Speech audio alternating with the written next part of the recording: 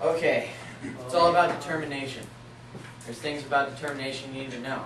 Firstly, that you got to have a lot of it to accomplish anything. Secondly, the more you have of it, the more you can do. I have a lot of determination. When I set my mind to something, there's not a lot of things that I'll stop doing until they're done. A good example of this is juggling. There was a time in my life when we moved to Washington during the summer. I had no friends yet because we just moved here. I knew no one in the entire state except my grandmother, who we were living with until we found our own house.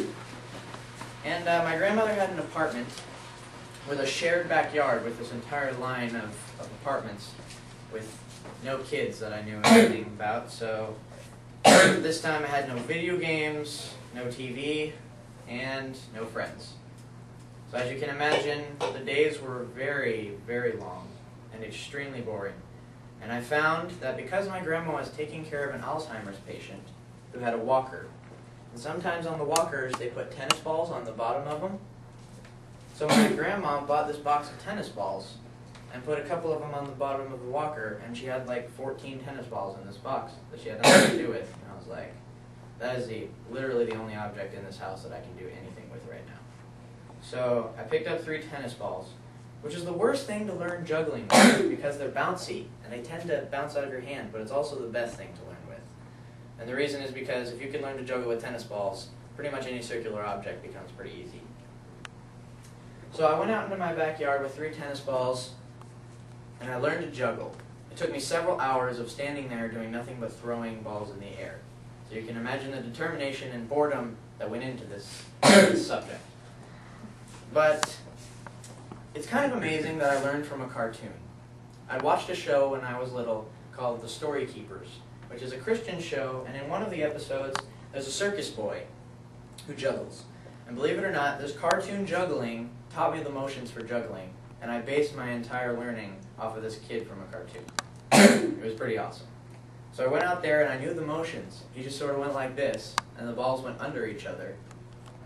And I was trying to imitate this in my yard, but I had to start with 1 ball.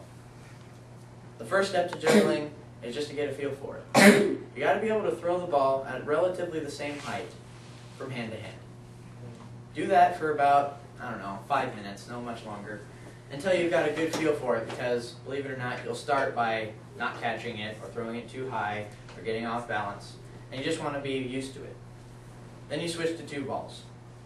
With 2 balls, you're going to start by throwing the first one the same way you threw it the first time. This time you're going to immediately cross it by crossing under with the second ball, like so. And you're just going to do that for 5 or 10 minutes until you can get the rhythm down. Once you've got that, there's only 2 steps left. The first step is to get used to holding 3 balls. Hold 2 in one hand, probably your stronger hand, which in my case is the right, and 1 in the other. You're going to start with the hand with the most balls and throw 1. Throw it under, just like you had 2.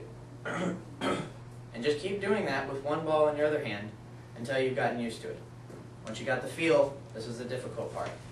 The hardest part for me, which took me several hours to actually accomplish, was to manage to keep my hands moving. All they're doing is going in little circles. It's not a difficult motion. But when you're juggling, you'll find yourself going, and you just can't figure out how to get the right hand to keep going because you're so used to just 2. Once you do this and switch hands, that's when it gets good.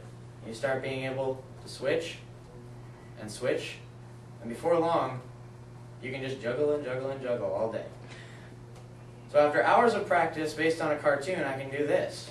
You can also go under the leg. You can also go around the back. Wow. Whoa. And sometimes you can even juggle off walls. Except I dropped it in there. But it takes practice, but this is one of the harder tricks I've learned, juggling off walls. And then the hardest one of all, of course, is to not start under the leg, but try and juggle. And while you're doing it, throw the ball up and keep going. That's my speech about juggling. All it takes is determination, the motion, and several hours of board practice.